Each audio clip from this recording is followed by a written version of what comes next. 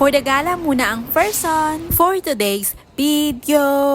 Magpapanggap muna tayong mapera kahit wala naman talaga. Sa airport pa nga lang ako, feeling ko ang bigat-bigat na ng pakiramdam ko. Iniisip ko pa lang, tutuloy pa ba ako? Isa din kasi ako sa nagpabudol nung nakaraang taon sa mga piso fare. Kaya ayun, wala akong choice ngayon.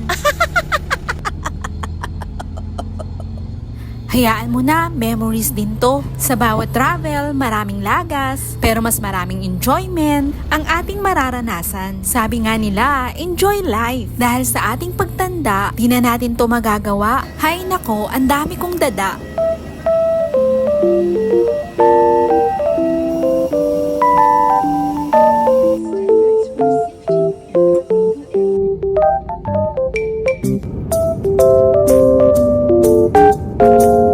Kaya ngayon tayo ay gagala, lilipad, at lalanding dito sa dream destination ng marami. Dito lang yan sa Puerto Princesa, Palawan. Lilibot tayo sa Puerto Princesa, yung swak lang ng ating budget. Ang ganda nga ng airport nila, ang lawak at malinis. Nakarating nga kami dito gabi na at bukas natin sisimulan ang ating road trip, literal na road trip dahil gagamit tayo ng motor para puntahan yung mga pinagmamalaki nilang tourist spot dito sa Palawan. Sumakay nga kami ng tricycle galing airport papunta ng aming hotel. 200, medyo pricey pero carry na din. Hindi siya itsurang hotel, mas mukha siyang apartment. Pero ang ganda niya dahil meron siyang 2 room na may aircon, bed na pang double size at cabinet. Meron din po silang dining area, may kusina na may refrigerator pang kasama. May liguan din sa likod ng bahay at CR. Pwede nga ito kahit sa buong pamilya pa. At ang sala nila ay the best. Kasi naman, bukod sa may sofa na, may TV pang kasama. At dito kami mag-i-stay ng 4 days. 1,800 para sa 4 na araw dito sa Oyo Pala Wonders. Kinabukasan nga, bumalik ulit kami malapit sa airport. Dito na din kami nagrenta ng motor at nagpagas. Dahil ngayong araw ay marami tayong pupuntahan. Nag-stop over nga kami sa SM ng Puerto Princesa para bumili ng babaunin para sa ating biyahe. At ang ating first destination ay pinagmamalaki nila at sikat na Crocodile Farm. 60 pesos per head ang entrance dito. Para siyang museum na tungkol sa crocodile. Dahil makikita mo dito sa loob yung balat, yung buto at itlog ng buhaya. At dito ko rin nalaman na meron palang saltwater at freshwater crocodiles. Meron din kasing magaguide at magpapaliwanag at sasagot sa mga tanong nyo tungkol sa mga buhaya.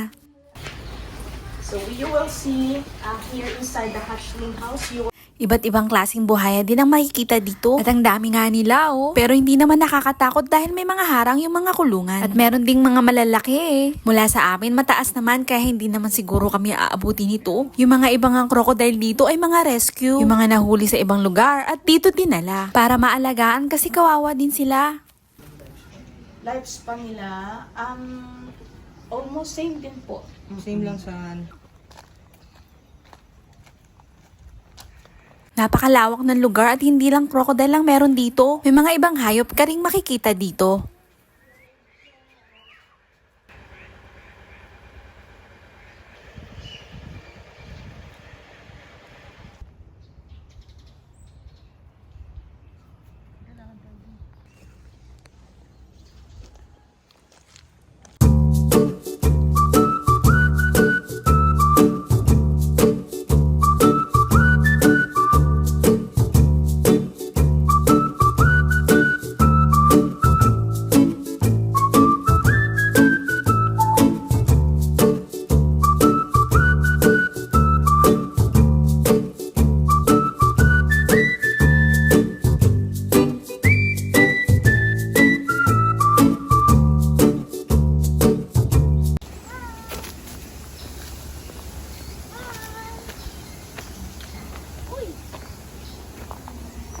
Parang sa Jurassic Park. Katulad kay kay Mikey Bustos, no? Di ba nagpagawa siyang ganito? Diretso po tayo dito sa ating orientation tour. Ipapakilala ko po muna ang pride ng Palawan. So yan po yung lalaki po ang tawag ay Pika. Then yung Alam. Ang dami. Crocodile.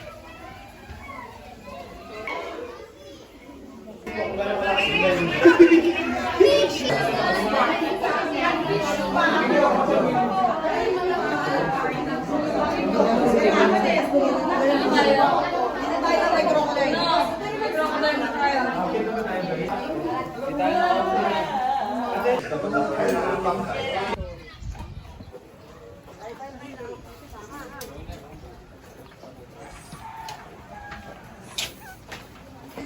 this is the tribal village and we will be having a short cultural sharing about the Palawan tribe. Okay, so ma'am and sir, proceed pa tayo dito. This backpack, and in here, they put their material. Gawa sa inukit na po ng kahoy, and on top, they put animal skin. Okay, to be specific, this is a cow skin, okay? And they believe that when they were... Parang insenso.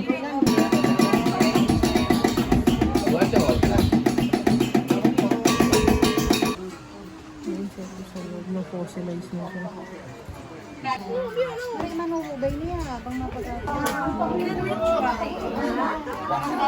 so maglalayong na, isa-isa ka na gumagamit ng blender or sa pan. They are not using best.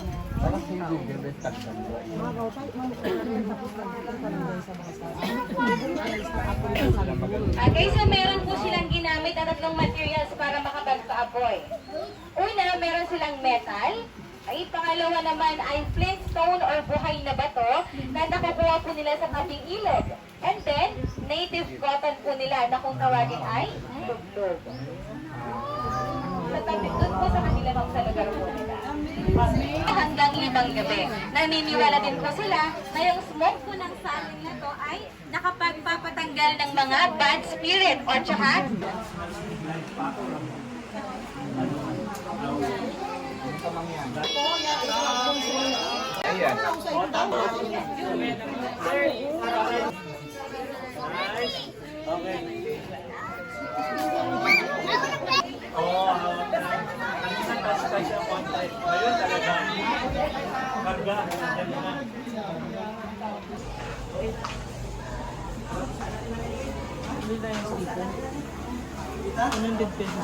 Pagkatapos ngang mapuntahan ng Butterfly Garden, pupunta naman tayo sa pangatlong destination natin. At ito po ang Baker's Hill. Oo, tama ka, Baker's Hill. Dito nga yung tindahan ng tinapay. Isa nga din ito sa mga pinakakilalang puntahan ng mga turista dito sa Puerto Princesa. Akala ko nga pangalan niya lang yun. Bilihan siya ng iba't ibang klaseng pampasalubong. At hindi lang siya basta pampasalubong. Pwede rin siyang pang snacks habang nililibot mo yung Baker's Hill. Ang sarap mag food trip, diba? Ang sarap kumain habang gumagala. Kahit pagod ka kaikot, okay lang, basta busog naman. At pagkatapos mamili, ikot-ikot muna. Ang lawak pala dito. Ang sarap mamasyal at ang linis. Ang dami nga pumupunta dito, lalo yung mga magpamilya. Ang sarap mag-relax at napakapayapa ng lugar.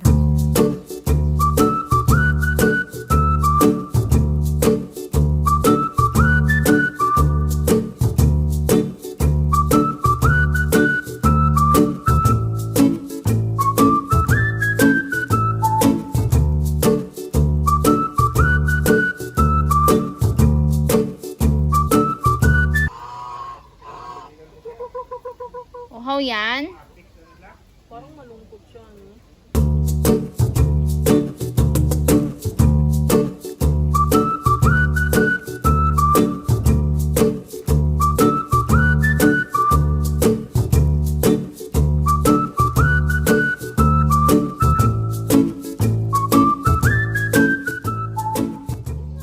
Pagkatapos ka ng Baker's Hill, andito naman tayo sa Mitras Ranch. Ang laking rancho nga nito, ang lawak at ang ganda. Ang hirap nga lang ng papunta, medyo akyatin siya. Isa rin ito sa sikat na tourist attraction ng Palawan. The best ito sa mga pamilya, para mag-picnic at pag-banding. Pwede rin sa mga barkada, at kahit lovers pa. Dahil marami silang mga activities na pwede mong gawin. Tulad ng zipline, horseback riding, at ang kilalang rainbow slide. At kahit mag-sightseeing lang, okay na. Dahil dito sa itaas, makikita mo ang buong city at ang dagat. Magandang mag-relax at magmuni-muni.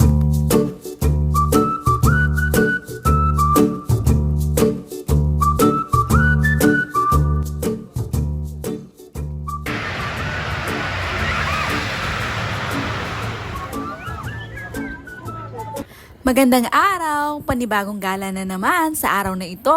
Syempre, hindi natin sasayangin yung pagpunta natin dito. Medyo mahaba-habang biyahe ito mga B. Dahil ngayong araw ay pupunta tayo sa sikat na at pinagmamalaki. Kilala nga ang Puerto Princesa dahil dito. Kasama ba naman ito sa 7 Wonders of Nature? Dahil pupuntahan natin ang Underground River. Wow! As in wow talaga. Dahil papunta pa lang, ang ganda na ng view na makikita mo. Medyo mahabang biyahe lang dahil malayo ito sa city. Mga 1.5 hanggang 2 oras lang ang biyahe namin. Ang bilis nga namin nakarating kahit napakalayo niya. Kasi naman, ang ganda ng probinsya at ng mga kalsada. Akala ko dito na yung underground. Dami din pala nag-offer dito papunta doon. Buti na lang, nagtanong-tanong kami at nahanap namin yung mura. DIY lang kasi tayo mga B, kaya doon lang tayo sa mura. Medyo madaming tao ngayon, kaya buti na lang. Medyo maaga din kami. Akala ko talaga dito na yung underground. Sobrang nakaka-excite kasi. Yung pala, sasakay pa pala ng bangka. Pagkatapos ngang mangbayad, diretso naman kami sa kanilang waiting area. Dito nga namin hihintayin yung bangka na maghahatid sa amin sa underground river. Ang bilis nga at maya-maya tinawag na nga kami para pumunta dito sa Pantalan. Ang daming mga bangka dito at hindi ka mauubusan. Ang galing talaga ng Panginoon, ano? Dahil biniyayaan tayo ng gantong kagandang kalikasan. At sana lang, habang tumatagal ay lalong gumaganda at hindi mapabayaan. At ito ang mga kaganapan dito sa aming underground river tour.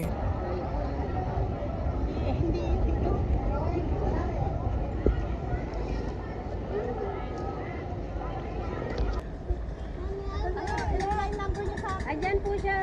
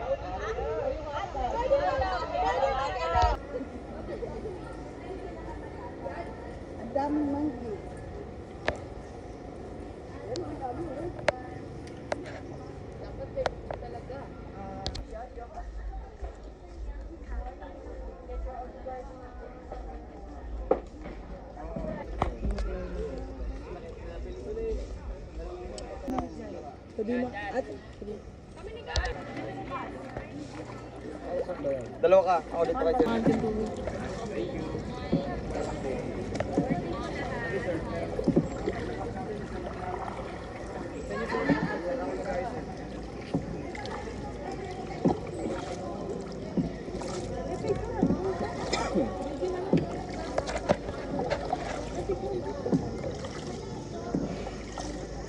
Okay, again po ma'am sir, ako po yung boatman nyo at the 45 minutes. Pangalan ko po, Nolan. Okay, yung tour po natin, 45 minutes going in out at 1.5 kilometer, okay? Enjoy nyo po yung tour ha, wala pong matutulog. It's more fun po inside. More fun. More panike. First time nyo po ba lahat? Kasi po ako first time ko rin. Yung mga lumilipad po pala na yan ma'am sir, mga ibon po yan ha. Hindi po siya bat. May mga snakes din po dito. Meron din po. Yes. Pwede na. Pag madilim pa rin po, ibig sabihin may naka-sunglass pa sa inyo. Pakitanggal lang po. Kasi kahapon po may nagreklamo, wala nakita. Yung pala naka-dark shade. And paalala po pala ma'am sir, pag titingin po kayo sa itaas, kailangan po parating nakasara yung bibig nyo ha. So, when you look up po, don't say wow. Just say Kasi po, dalawang klase po yan yung tubig na pumapatak o disease ng bat. And kung may na talon agad. Diyan po kayo magpanik kasi ano po yan sila, umiiwas naman po. Kita nyo po yung lane, yung guhit. Opo. Yun yung level po ng Yan po yung water level pag tumataas yung tubig. Ayan po. At saka yung lalim po ng tubig dito, ma'am, 30 feet po. Ay, mababaw. 9 meters. 30 feet deep. Nakita ko na yung liwanag. Saan po papunta? Ayun ba? Taas po. Liwanag pala ng group of survivors. Hello, survivors. Good evening. Buti pa kayo, 7 na lang. T-Rex. O, yan po yung small T-Rex. Ang konti ng konti yung bumabalik na asawa.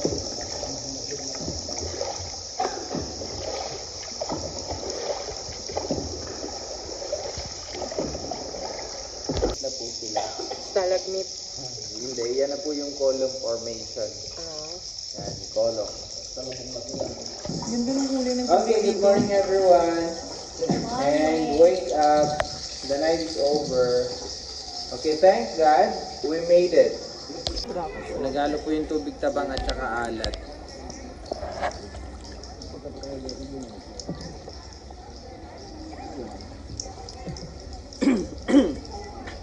Okay, thank you for coming. Thank you for visiting. Enjoy the tour. And I hope you appreciate the beauty of the nature. Nag-enjoy po ba kayo? Yes. You like it?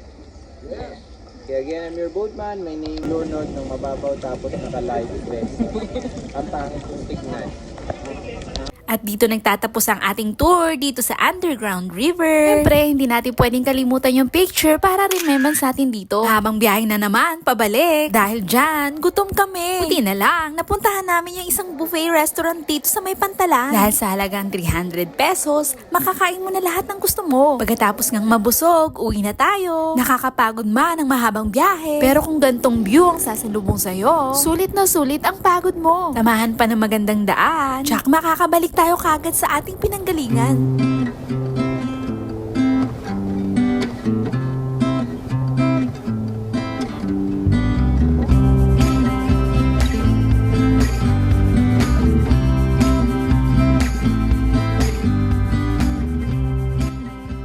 Hindi matatapos ang gabi, hindi natin natitikman. Isa lang naman ito sa mga kainan dito sa city. At ito nga ang ating dinner for tonight's video. Ang sikat din sa bayan nila, ang Vietnamese soup at ang garlic bread nila.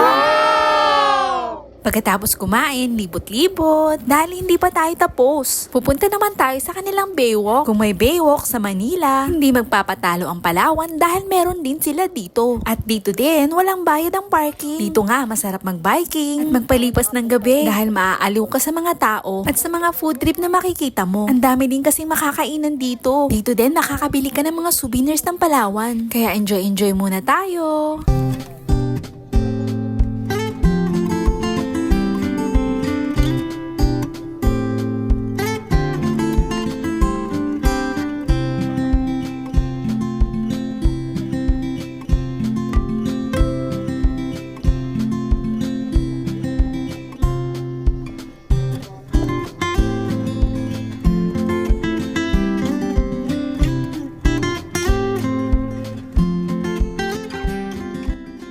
Good morning, sunshine! Hay, grabe, ang ganda mo. Para sa pangatlong araw ng ating biyahe. At last day na din. Hindi pwedeng kaligtaan ang pagligo sa dagat. Hindi pwedeng umuwi tayo ng hindi umiitim. Sunog na nga ang aming balat kakamotor. Kaya itodo na natin to mga pi. Okay lang yan, babalik din ang totoong kulay. Pero ang pagbalik dito sa Palawan, mukhang matatagalan pa. Andito po tayo ngayon sa Nagtabon Beach. Ang public beach na open para sa lahat at walang bayad. Ang babayaran mo lang dito ay ang cottage nila. At kahit na pampubliko pa siya, napakalinis at puting buhangin din po ang meron dito. At eto ang mga ganap ko dito, feeling artista ako.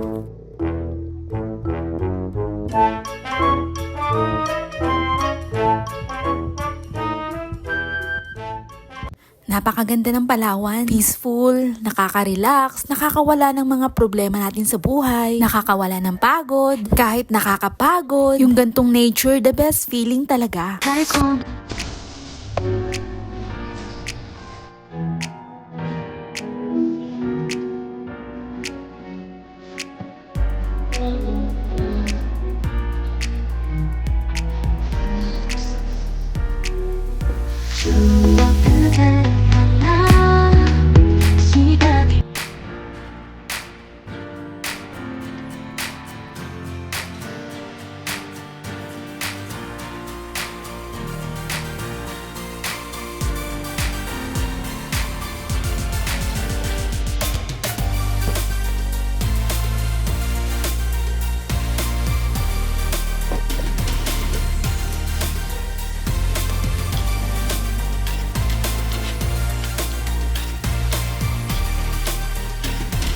Oops, tama na. Tapos na ang maliligayang araw natin ngayon. Dahil uuwi na tayo at magpapahinga. Dahil bukas na ang pagbalik natin sa Manila. Hay, ang sarap pa sanang magstay dito. Dahil ganun talaga ang life, parang buhay. Life is too short, kaya kailangan magliwaliw kahit minsan. Kagaya ng aming bakasyon na napakaiksi lang. Pero ang dulot nito sa amin ay napakasaya. Kaya kung gusto nyo pumunta dito sa Palawan, tara, sakay na. Sasakay na kami pabalik ng Manila. Oh no! See you on my next vlog. Bye! To fasten, push ends together.